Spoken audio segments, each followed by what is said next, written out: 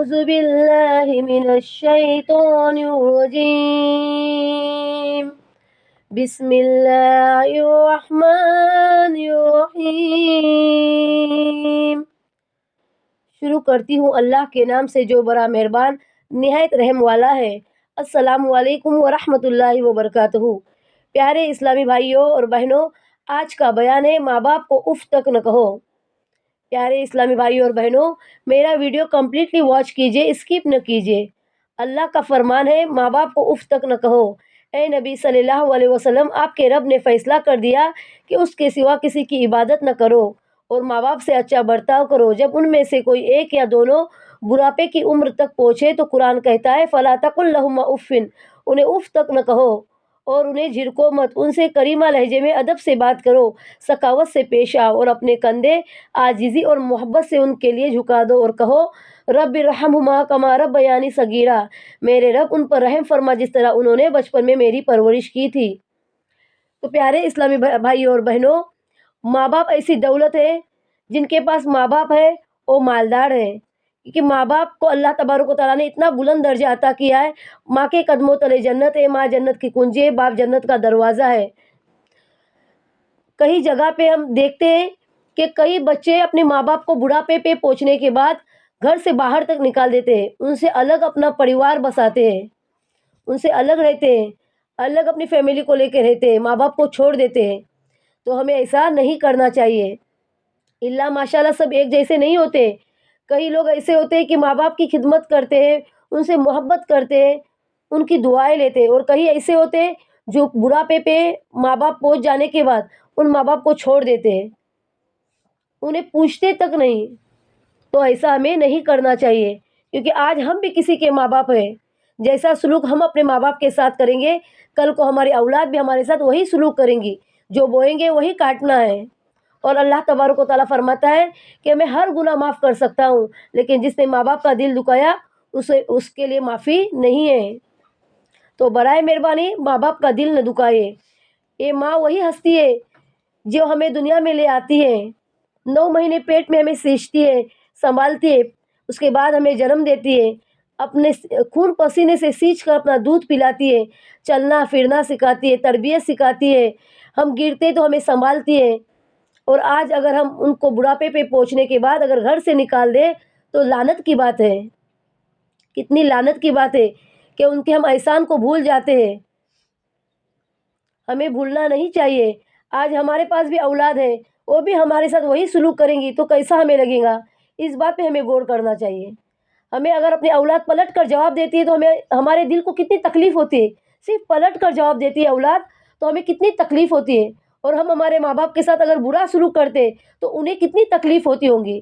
کئی اولادیں ایسی ہوتی ہیں جو ماں باپ کو بولتی ہے کہ تم نے ہمارے لیے کیا ہی کیا ہے۔ تو ایسا نہ کہو ماں باپ سے، کیونکہ ماں باپ نے ہمیں دنیا میں لایا ہے، یہ سب سے بڑی نعمت ہے۔ ان کا ہم پر احسان ہے کہ انہوں نے ہمیں دنیا میں لایا، ہمیں اس قابل بنایا۔ آج ہم جو کچھ بھی ہیں ان کی بدولت ہے، آج ہمارا جو بھی وجود ہے دنیا میں ان کی بدولت ہے۔ ہمیں ان کا احسان ماننا چاہیے، نہ کہ ان کو ذلیل کرنا چاہیے، نہ کہ ان کو پلٹ کے جواب دینا چاہیے، نہ تانا کسنا چاہیے۔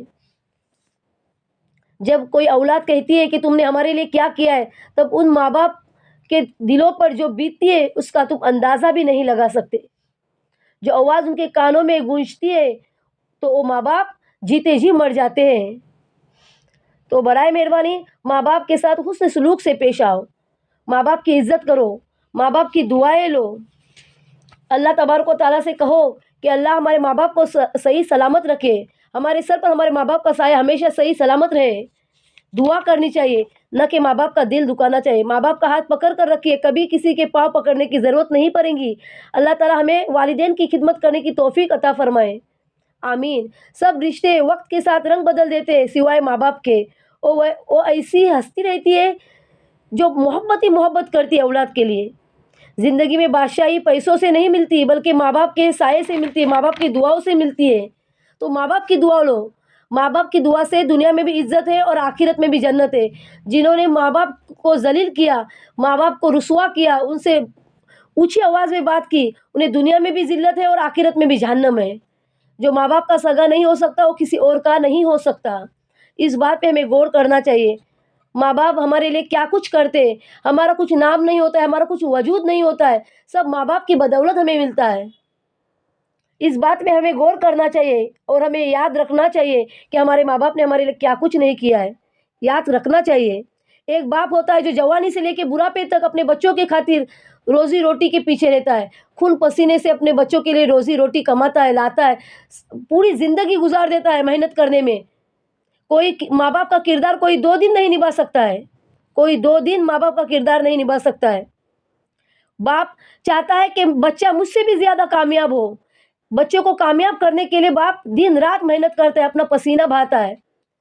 اور اگر وہی باپ بڑھاپے پہ پہنچنے کے بعد اگر ہم اسے کہیں گے کہ تم کون، ہم نہیں جانتے، تم نے ہمارے لیے کیا کیا ہے، تو کتنی تکلیف ہوتی ہوں گی ان ماں باپ کو۔ اللہ ماشاءاللہ سب ایسے اولادیں نہیں ہوتی جو ماں باپ کو ذلیل رسوا کرے، لیکن جو ہوتی ہے انہیں غور کرنا چاہیے کہ ماں باپ کو تکلیف نہیں دینی چاہیے۔ قرآن کہتا ہے کہ ماں باپ کو اف تک نہ کہو، فلا تقل لہما اف، یعنی ماں باپ کو اف تک نہ کہو، تو ہمیں اف بھی نہیں کہنا ہے۔ ماں کے قدموں تلے جنت ہے، ماں جنت کی کنجی ہے، باپ جنت کا دروازہ ہے، تو یہ سب ہمیں کیسے ملے گا؟ ماں باپ کی دعاؤں سے ملے گا۔ اس بات پہ ہمیں غور کرنا چاہیے۔ پہلے کے زمانے میں کوئی فیسلٹی سہولتیں نہیں تھی، لیکن پھر بھی ماں باپ نے 4 4 10 10 بچے پالے۔ آج ہمارے پاس ساری سہولتیں ہونے کے باوجود بھی ہم کہتے ہیں کہ ہم بچوں کی پرورش کیسے کریں، ہمیں خدامہ لا کے دو، ہمیں یہ چیز لا کے دو، وہ چیز لا کے دو۔ تو ذرا سوچو کہ ہمارے ماں باپ نے ہمیں اتنی تکلیفیں لے کر بھی ہمیں کامیاب زندگی دی۔ آج ہم جو کچھ بھی ہے، آج ہم جو کامیاب ہیں، وہ ہمارے ماں باپ کی بدولت ہے۔ اس بات پہ ہمیں غور کرنا چاہیے اور ماں باپ کی دعائیں لینی چاہیے۔ تو برائے مہربانی میرے اس بیان میں اگر کچھ بھی غلطی کوتاہی ہو تو مجھے معاف کرنا۔ اللہ تعالیٰ کہنے سنے سے زیادہ عمل کرنے کے میں اور تمام امت محمدیہ کو توفیق عطا فرمائے، اور ماں باپ کی خدمت کرنے کے میں توفیق عطا فرمائے، اور تمام امت محمدیہ کو دین علم حاصل کرنے کی سعادت نصیب فرمائے۔ السلام علیکم۔ اللہم صلی علی سیدنا محمد وعلی آل سیدنا محمد وبارک وسلم۔